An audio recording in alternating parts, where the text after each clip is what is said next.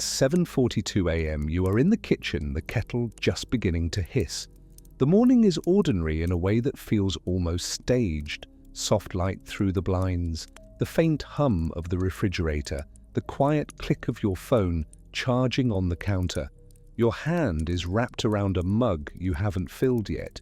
You breathe in steam, exhale the kind of sigh that belongs only to calm mornings. Then the phone erupts. Not a notification, not a weather update. The kind of tone you've only heard in practice videos. A long, rising electronic wail that vibrates through your palm. At the same moment, somewhere outside, a siren stutters to life. Its pitch is wrong for tornado warnings and too urgent for routine tests. You freeze, the mug hovering mid-air. The kettle keeps hissing. The sound is suddenly too loud. You swipe. One phrase fills the screen, stark and unadorned. Emergency alert. Seek immediate shelter. This is not a test. Your first thought is disbelief. Misfire, you tell yourself. Bad sensor. But then a car brakes hard outside. A neighbor's door slams. The siren grows into a full-throated wail, stretching across the neighborhood like a nerve pulled tight. Steam hits your face. Metal clinks in your shaking hand.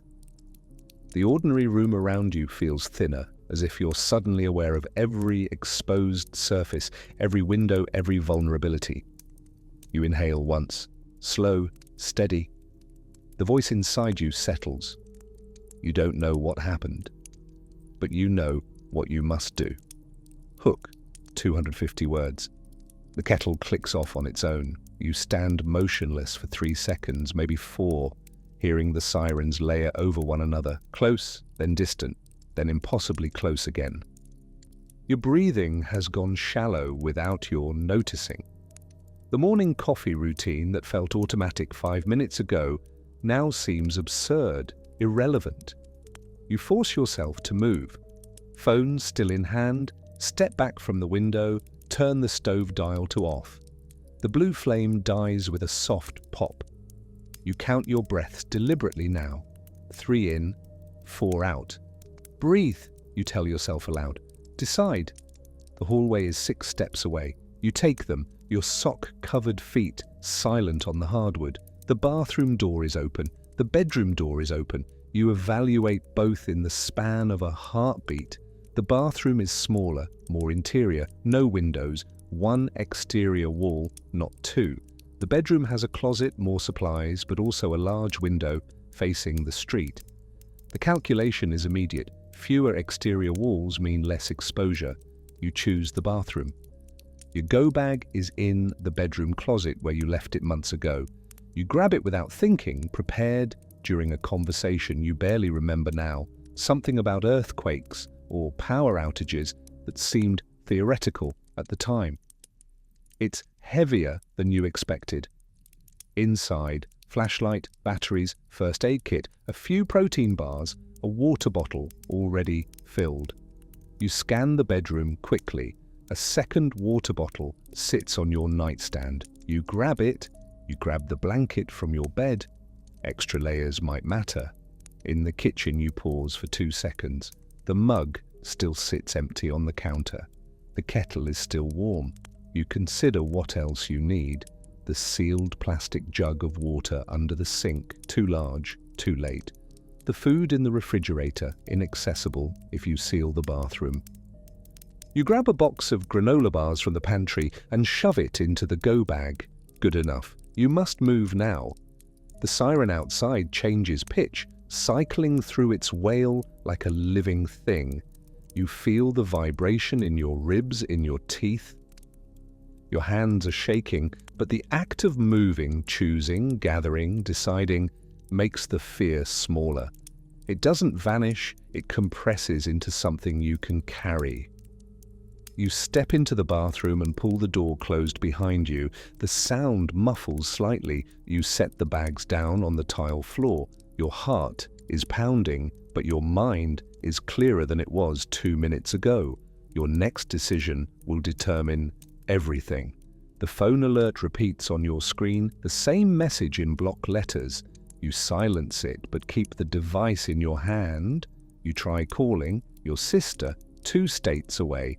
The line connects, then drops. You try again. Straight to voicemail. You keep your message direct. Emergency alert here. I'm sheltering at home. Don't call back. Save your battery. I'm okay. You don't explain because there's no time and no certainty. You don't say, I love you, because that would make this feel final, and you're not ready for that. You look around the bathroom with new eyes. It's a small room, maybe 6 by 8 feet. Tile floor, cold under your feet. A single sink, a toilet, a combination shower tub. One interior wall shared with the hallway. One exterior wall, which you now see as a liability. A surface that connects you directly to whatever is happening outside. You scan for what you can use. Towels, 3 of them hanging on the rack, thick and heavy. You pull them down and begin stacking them along the base of the exterior wall, creating a low barrier between you and the outside. You grab the bathroom rugs, one from in front of the sink, one from beside the tub, fold them, add them to the pile. It's not much, but mass is mass. Distance and shielding, these are your only defenses now. Every inch of material between you and the outside world reduces potential exposure to fallout particles that decay by releasing radiation. Even improvised barriers matter. The medicine cabinet above the sink contains more weight, bottles of aspirin, cold medicine, a heavy glass soap dispenser. You take them down carefully and add them to the growing pile. The shower curtain, plastic, but better than nothing. You unhook it and drape it over the towel pile, then weigh it down with a full shampoo bottle. You shut the bedroom door first, from the outside, creating a layered buffer between you and the rest of the house. Then you step back into the bathroom and close that door too. 2 thresholds now, 2 barriers. Each one reduces the chance of contaminated air reaching you. Your hands are still shaking, but your mind is clearer. You name the fear silently, not knowing. Then you set it aside. You'll carry it later. Right now, you have work to do. You crouch beside the go bag and unzip it slowly, the sound loud in the sealed room. Flashlight, batteries, first aid kit, protein bars, 2 water bottles, the blanket you brought from the bedroom. You spread the blanket on the floor in the corner farthest from the exterior wall. This will be your position. You are committed now. 20 minutes have passed since the first alert. You know because you've checked your phone 3 times, marking time as if it were a resource you could manage, something you could control when everything else has spun beyond your grasp. Light still slips around the doorframe in a thin, persistent line. You notice it too clearly now, every gap, every potential breach, every place where outside air might seep in. You roll a bath towel lengthwise and press it firmly into the space beneath the door, packing it tight against the threshold. The light dims slightly. It's not perfect, but it reduces the draft you can feel when you hold your hand near the gap. You run your hand slowly along the doorframe, feeling for air movement. There, a slight coolness near the top hinge. You take a hand towel, fold it into quarters, and wedge it into the gap. Better. The vent above the sink is next. It's small, maybe 6 inches square. A metal grate that connects to the building's ventilation system. Under normal circumstances, it's harmless. Now it's a potential entry point for contaminated air. You tear a plastic shopping bag from under the sink. Thank God you've been hoarding them, and flatten it over the vent grate. You use medical tape from the first aid kit to seal all 4 edges, pressing firmly to ensure adhesion. The plastic puckers slightly but holds. You add a second layer of tape around the perimeter. The air in the room immediately feels different, heavier, warmer, more contained. This is intentional. Shelter-in-place protocols work by preventing contaminated air from entering your space during the critical first hours after a radiological event. Fallout is primarily a problem of inhalation and surface contamination. Radioactive particles, dust-sized fragments of material made intensely radioactive by a nuclear detonation, can be carried by wind for miles. If inhaled, they irradiate your body from the inside. Sealing gaps reduces both airborne infiltration and the settling of particles on interior surfaces. You sit on the tile floor with your back against the interior wall, the one shared with the hallway, the one farthest from the outside. The position is deliberate. Distance from exterior surfaces matters. Even a few feet can reduce your radiation dose significantly. Your breathing has steadied into a rhythm you didn't plan but now follow instinctively. 4 counts in, 4 counts out. The pattern calms your nervous system, gives your mind something to track. The room has grown smaller around you, but your thinking has sharpened. You're no longer frozen by fear, you're operating within it. You place your phone on the floor beside you, screen down to conserve battery. You check the water bottles, 2 full, 1 partially empty. You touch the rough texture of the towel barrier with your fingertips. Routine becomes anchor. You are preparing now for the first hour and the hours beyond. The sirens outside taper off gradually, their wails stretching thin before finally cutting out completely. The silence that follows is worse. You had been bracing against the noise, now you're bracing against nothing. Your ears ring faintly in the absence of sound, a high-pitched, phantom tone that fills the void. You fight the urge to open the door, to look outside, to confirm what you cannot see. The impulse is strong, almost physical. Your body wants to assess the threat visually, to understand what's happening beyond these walls. But you resist. Instead, you remain seated on the floor, back pressed to the interior wall, legs bent, arms wrapped around your knees. This position minimizes your body's exposure by maximizing distance from the exterior wall and any windows beyond it. The principle is simple. Radiation intensity decreases with distance. The inverse square law applies: double the distance, quarter the exposure. Even a few feet matter.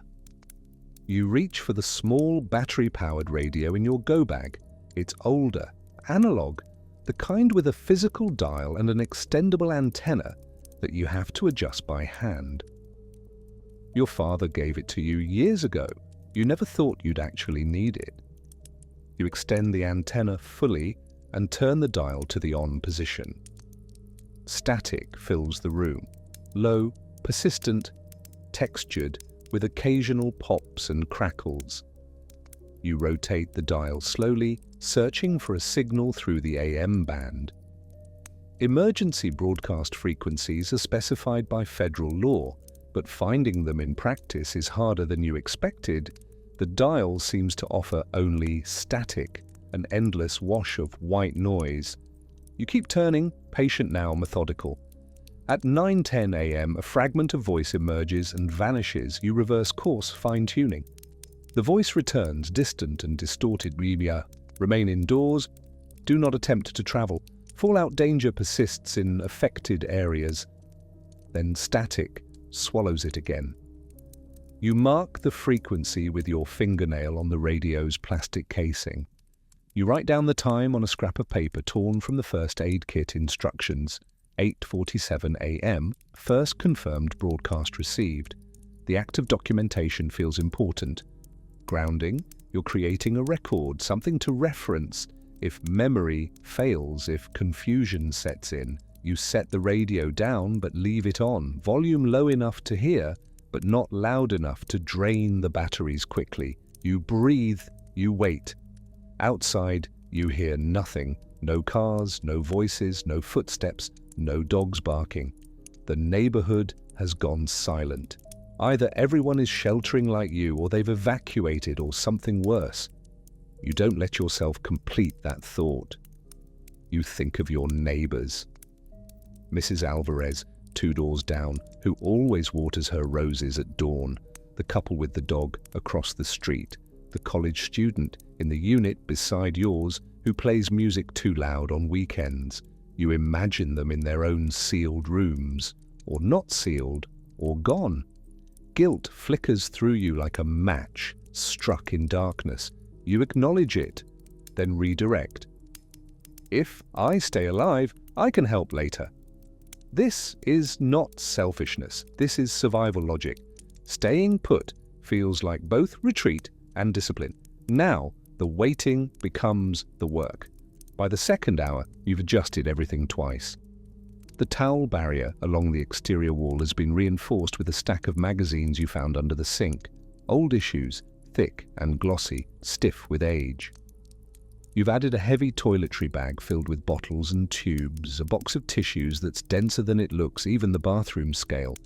Anything with mass, you're building a crude shield, layer by layer, and while it won't stop gamma radiation entirely, it will reduce your cumulative dose. Every object you place between yourself and the outside air creates additional shielding. Books, furniture, even water containers, they all absorb and scatter radiation to varying degrees. The principle is cumulative. More mass equals more protection. A stack of books can reduce exposure by 10%. A concrete wall, 50%. Your improvised barrier falls somewhere in between, but every percentage point matters when exposure is measured in survival. The room is transforming before your eyes.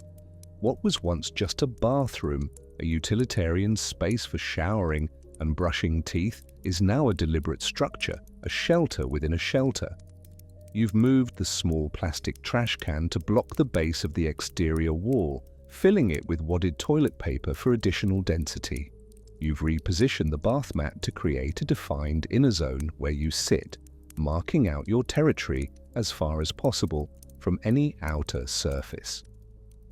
The space feels smaller, more intentional, more yours. The radio hisses with intermittent static. You adjust the dial in tiny increments, chasing a clearer signal through the electromagnetic spectrum.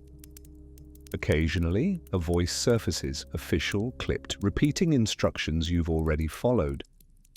Shelter in place, seal windows and doors, await further information. Do not use tap water until advised. Remain indoors. You take comfort in the repetition. It means the system still functions, at least partially. Someone is still broadcasting. Infrastructure persists. Your pulse has slowed since the initial alert. You can feel the difference. The steadier rhythm in your chest, the reduced tremor in your hands. You focus on one task at a time. Check the door seal, adjust the towel, sip water, breathe. The rhythm steadies you further. You're no longer merely reacting. You're inhabiting this crisis with intention. You're preparing, adapting, thinking ahead. You think about the difference between panic and precision. Panic scatters your attention, fractures your thinking, sends you running toward danger disguised as escape. Precision consolidates your resources, focuses your mind, gives you micro goals to accomplish. You choose precision deliberately. The room is small, but it is yours. You have made it count. 3 hours in, you portion the water for the first time. You have 2 bottles, one from the go bag, 16 ounces, one from your nightstand, 20 ounces. Together, maybe 36 ounces. You don't know how long you'll need to stay sealed, but you assume at least 24 hours based on what little you remember from half-remembered civil defense guidelines. Longer, if official guidance extends the timeline. You take a marker from the first aid kit, a black Sharpie, permanent ink, and draw a horizontal line on the nightstand bottle at the current level. Beneath it, you write today's date in small, careful numbers. Then you calculate, if you drink 6 ounces every 4 hours, you can stretch this bottle through tomorrow morning. The 16-ounce bottle from the go bag becomes reserve. You cap it tightly and set it aside in the far corner, out of immediate reach, out of sight. Creating separation between available resources and reserves is a psychological trick. It prevents you from consuming everything too quickly. You take a small sip from the marked bottle, just enough to wet your mouth, to feel the cool liquid coat your throat. The discipline feels unnatural, almost punishing, but you know it's necessary. Dehydration degrades judgment faster than hunger. It worsens anxiety, triggers confusion, makes fear feel more overwhelming. Managing your water supply isn't just a physical necessity, it's a psychological strategy. Control what you can. The sealed air has grown noticeably warmer since you blocked the vent. You're breathing shallowly now, not from panic, but from instinct. Less oxygen consumed means less carbon dioxide produced, less heat generated in an enclosed space. You sit very still against the wall. Movement requires energy. Energy requires water and calories. Water is finite. The logic chains itself together like a proof you're working out in real time. You rest your head back against the cool tile wall. The temperature difference is stark. The air is warm, but the wall is still cool, drawing heat from your skin. You focus on texture to ground yourself, the grout lines under your fingertips, each ridge a tiny mountain range, the rough weave of the towel folded beside you, the smooth plastic of the water bottle, slightly slick with condensation. These are anchors. They keep you present, prevent your mind from spiraling forward into unknowable futures. The radio drones softly in the background. You've stopped adjusting the dial constantly. The static has become a kind of company, proof that something beyond this room still exists, still transmits, still persists in functioning. You talk to yourself, quietly, barely above a whisper. Control what you can. The words hang in the stale air for a moment before fading. Your breath becomes metronome. Outside remains unknown. Inside becomes ordered. 4 hours after the first alert, a car alarm erupts somewhere in the distance, several blocks away, maybe more. It's jarring after so much silence, the sound sharp and rhythmic and relentless, cycling through its automated pattern. You tense involuntarily. Then, mid-cycle, it dies abruptly. The silence crashes back down, you freeze, listening hard, straining to hear anything else. Nothing. Only your own breathing. Your reflex is immediate and strong. Investigate. Your body prepares to move before your mind catches up. Your hand drifts toward the door handle without conscious intention, but you stop yourself. You recognize the impulse for what it is, instinct overriding training. You pull your hand back deliberately, you lean against the wall, you breathe through the urge.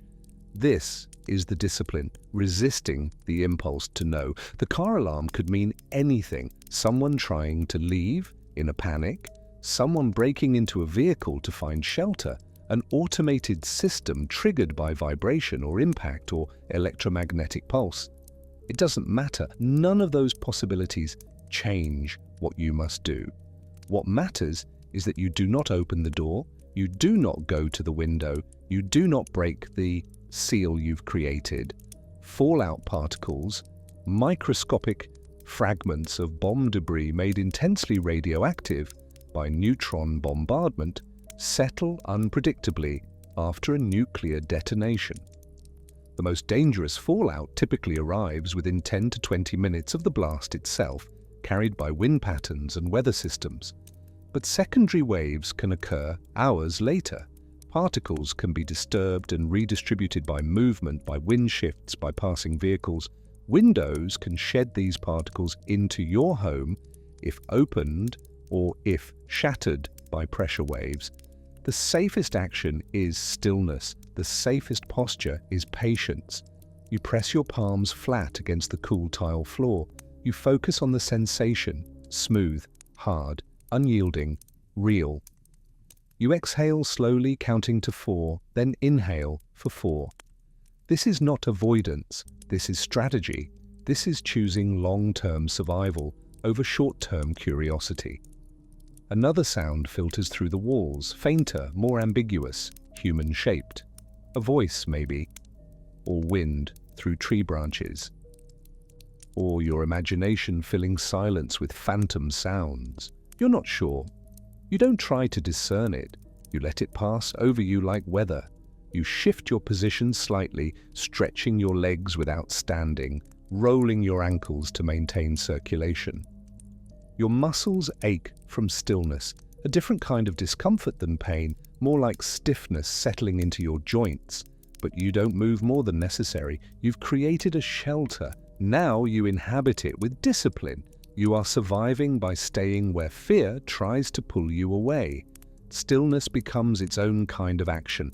You measure success not in distance traveled, but in distance maintained, the consistent space between you and danger. You are here. You remain here. That is enough. At the 6-hour mark, the radio offers only scattered fragments across the emergency frequencies. You've been cycling through the AM band for the past 20 minutes, turning the dial in tiny increments, writing down each fragment you can capture on the back of the first aid kit instructions. The paper is small, roughly 3 inches square, and your handwriting has become cramped and hurried as you try to record everything before the signals fade again. 8:47 a.m., 9:10 a.m. Remain indoors, do not attempt. 10:15 a.m., 9:40 a.m. Fallout danger persists, await official. 1:52 p.m., 9:10 a.m. Water supplies may be contaminated. Shelter duration. Minimum 24.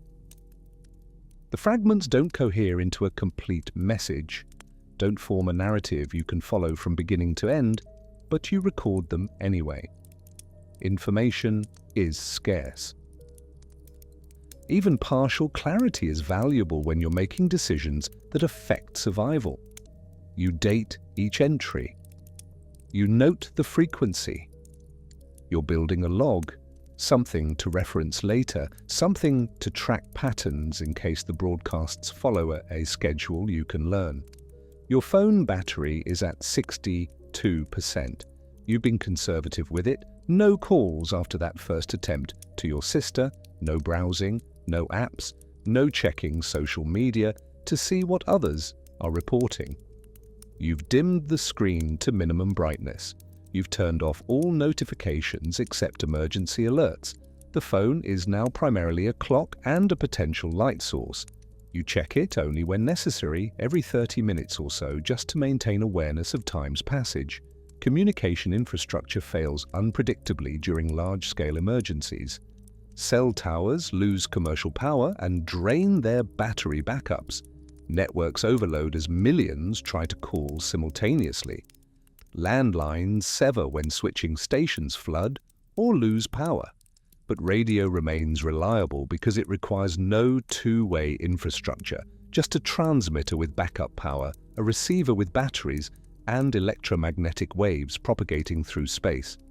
You're grateful now for this old analog radio with its simple mechanics, its lack of dependence on anything beyond 2 AA batteries slowly giving up their charge. You write one more entry in your tiny, cramped handwriting. 2:10 p.m. No new broadcasts for 18 minutes. Conserving phone battery. All seals holding, maintaining position. The act of writing steadies you. It makes the uncertainty tangible. Something you can see and touch, rather than just feel pressing against your thoughts. You label your fear silently, giving it a name. Lack of clarity. Then you breathe through it. 3 counts in, 4 counts out. The pattern has become automatic now, a rhythm your body follows without conscious effort. Outside, daylight is fading. You can tell by the subtle dimming of that thin line of light beneath the door, the gradual shift from bright white to pale grey. Night is approaching, even if the sky is invisible from here. Knowledge becomes a thread you follow through the dark. You hold on. 8 hours in, you move as little as possible. Your muscles ache from prolonged sitting. a deep, persistent discomfort that radiates through your lower back and hips. Hunger flickers at the edges of your awareness, manageable but increasingly present. You've eaten one protein bar over the course of 2 hours, breaking off small pieces, chewing slowly, making it last. The second bar remains in the bag along with the granola bars. You're rationing instinctively now, applying the same conservative logic you used with water. You don't know when you'll be able to access more food. Better to stretch what you have. Outside is eerily quiet. No cars, no voices, no alarms, no ambient neighborhood sounds, no lawnmowers, no music, no children. The silence is thick and textured and oppressive, almost a physical presence. You check the time on your phone, 3:47 p.m. Then you check it again at 3:52 p.m.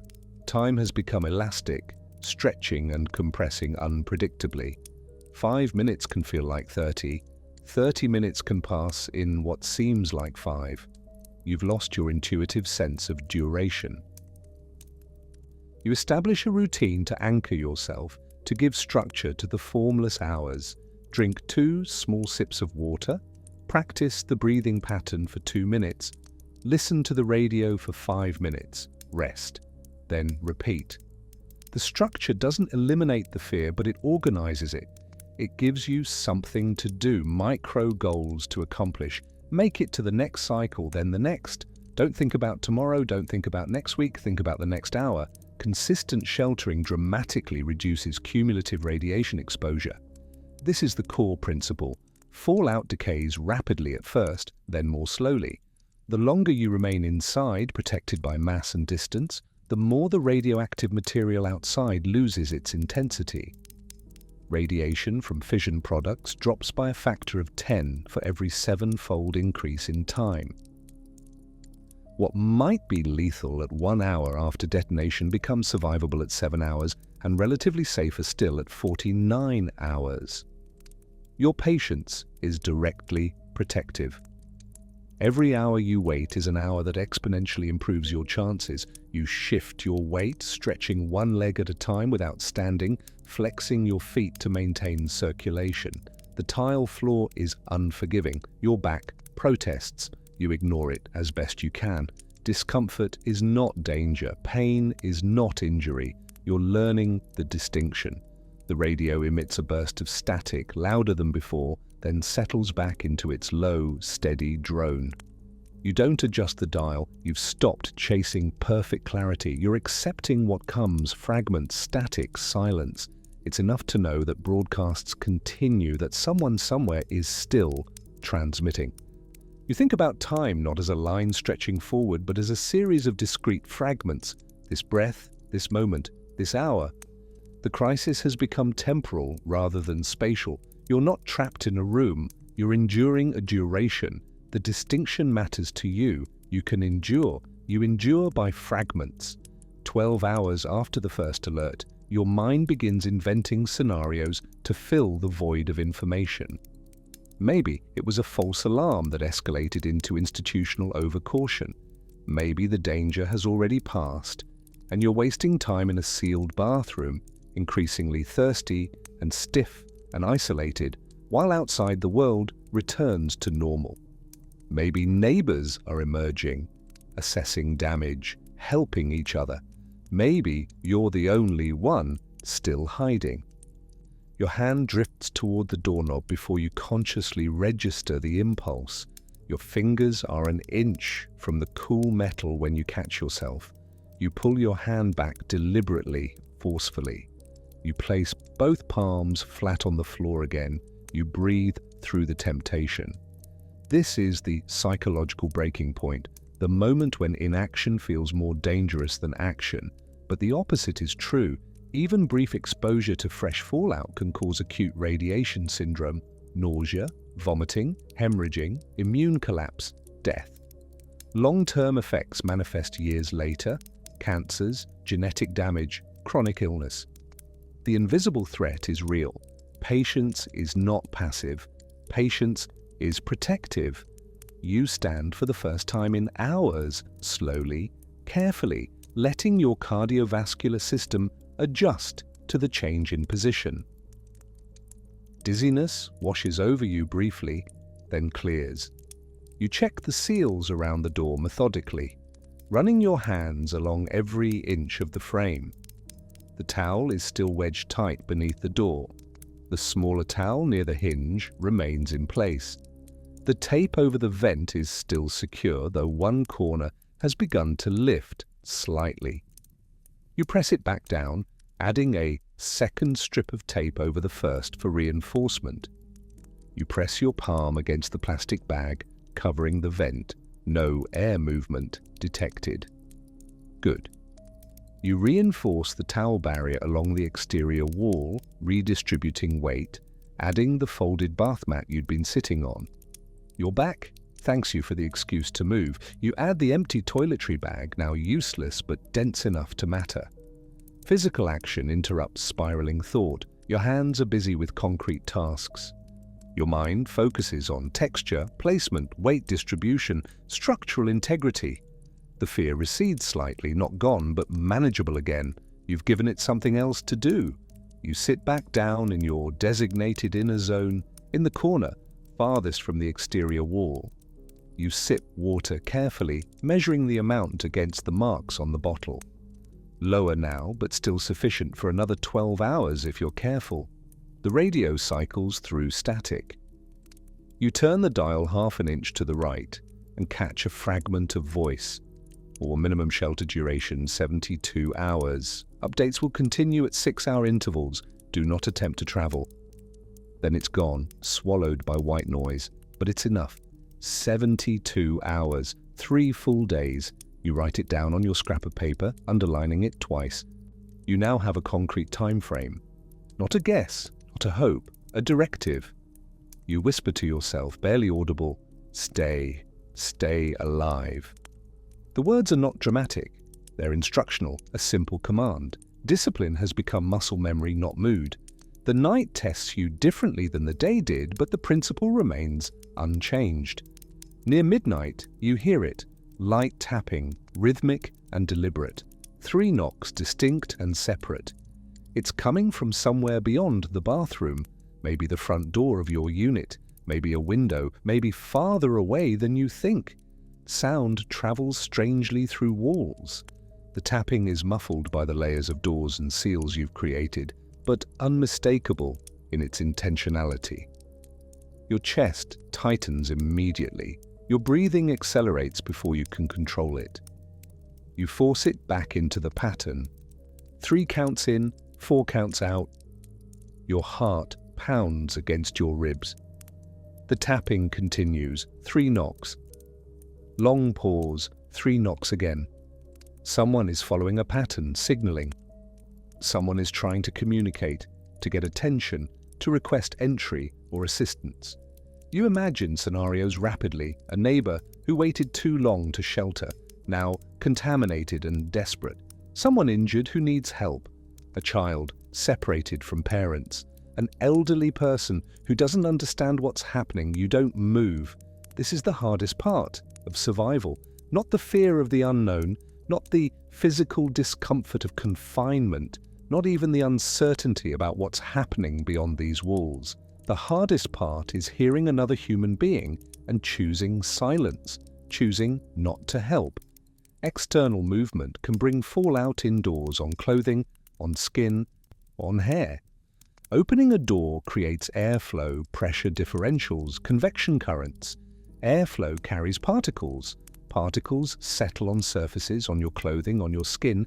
They enter your lungs with each breath. Once inside your body, they irradiate continuously from within, damaging cells, destroying DNA, killing you slowly from the inside out. Maintaining a sealed environment is essential, not just for your immediate survival, but for preserving this space as a refuge. If you contaminate this bathroom now, you have nowhere else to go. You close your eyes. You name the guilt, clearly, specifically. I am choosing not to help someone who might need me. You feel it fully, the moral weight of it, the shape of it pressing against your conscience. but you don't act on it, you breathe through it. You can't help now. You help by surviving. If you break the seal, if you expose yourself, if you bring contamination inside, you lose your only refuge. You become another casualty instead of a future rescuer. The math is cruel but clear.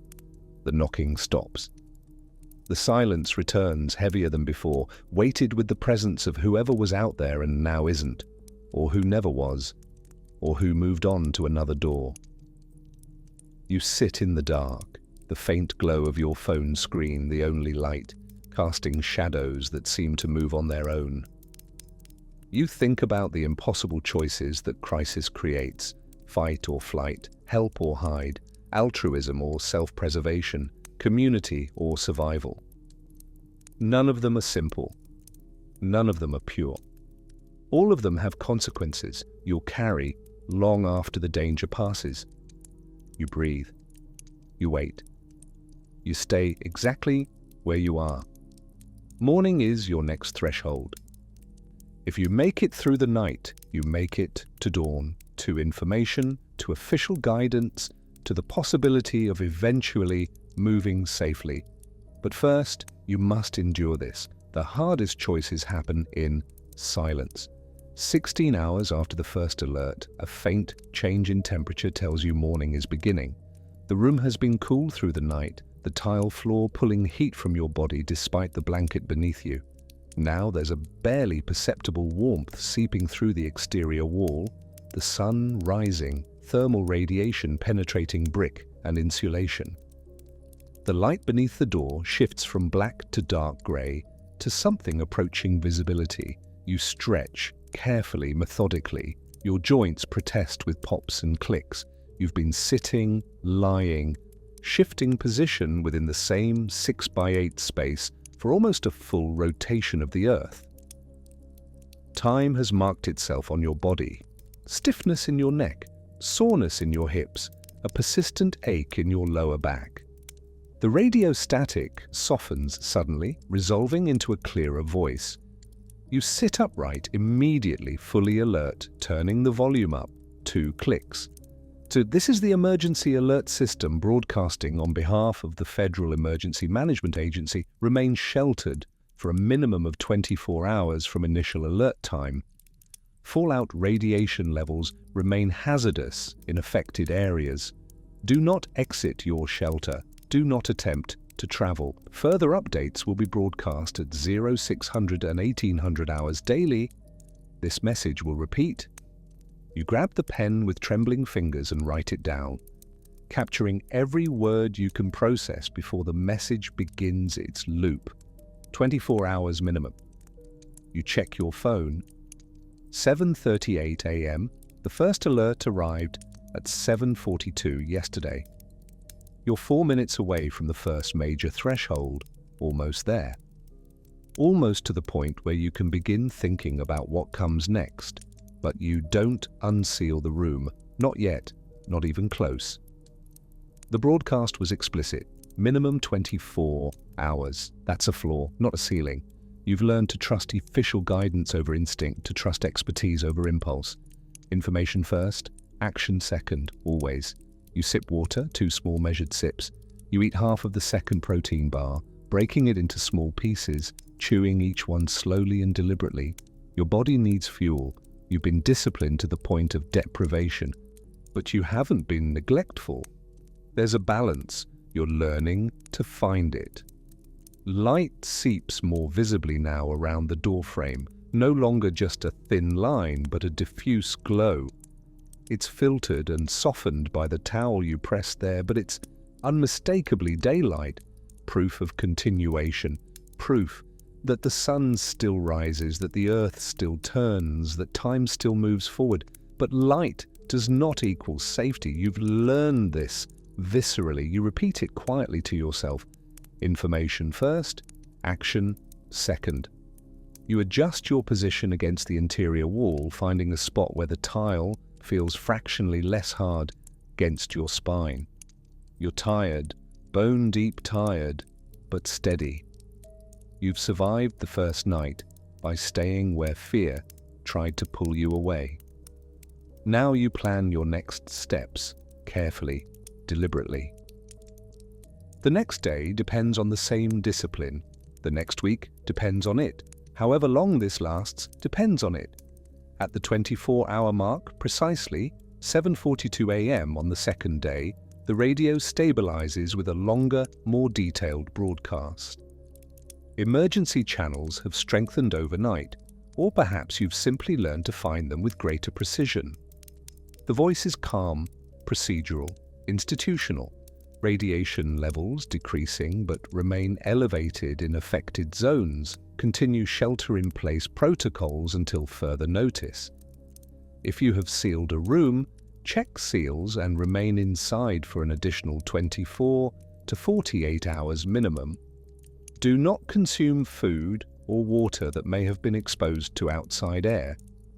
Do not go outside to assess damage. Remain indoors. This is not an all-clear signal. Repeat. This is not an all-clear, but you write it down word for word, filling the margins of your paper. Not an all-clear. Another 24 to 48 hours minimum. You expected this. The civil defense literature you half remembered suggested 48 to 72 hours of sheltering for significant fallout events. You're prepared to wait. You have water for another day. You have food for 3 more days if you're careful. You have batteries. You have discipline. You check the seals methodically, moving through your space with careful attention. The towel beneath the door is still compressed and wedged tight. The tape over the vent is intact, all edges adhered. The barrier along the exterior wall has settled slightly under its own weight, but remains substantial. Towels, magazines, toiletries. The bathroom scale. The shower curtain weighted with bottles. Everything is holding. Everything is doing its job. You've done what needed to be done. You stretch your legs fully for the first time, standing slowly in the limited space, letting blood flow return to stiff muscles. Your head swims briefly with the position change. You steady yourself with one hand on the sink. You rotate your shoulders, feeling the joints crack and release. You bend forward carefully, touching your toes, feeling the stretch through your hamstrings and lower back. Movement feels strange after so much stillness, but necessary.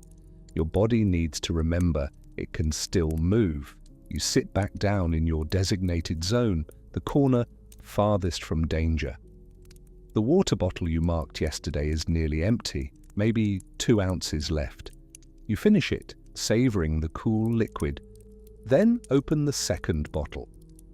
You mark it with today's date using the Sharpie. You ration again automatically now, 6 ounces per 4 hours. You can make it through tomorrow. The granola bars remain unopened. Reserve supplies. Outside you hear something new, a distant mechanical sound, rhythmic and steady. A helicopter maybe, or portable generators being started, or heavy equipment moving, or something you can't identify from inside a sealed bathroom with no windows. It doesn't matter. You're not leaving. Not yet. Not until official guidance says it's safe. You're tired. Your body aches in a dozen places. Your mind feels dull from confinement, from limited stimulation, from breathing recycled air. But you're steady, you're functional, you're surviving. This isn't triumph, this isn't heroism, this is endurance. You recognize it quietly, without drama. You survived the first day because you controlled your space, your breath, your reactions, when instinct screamed at you to run. Now you do it again. The same discipline, the same patience, the same small choices repeated. You run your thumb along the water bottle you marked yesterday morning, a lifetime ago. The ink has smudged slightly from handling, but the date is still legible. Beside you, the radio static fades into a clearer voice, thin, distant, but unmistakably human. Light seeps through the edges of the door, softened and diffused by the layers you built with your own hands. You listen, you breathe, you wait, and you stay still a little longer.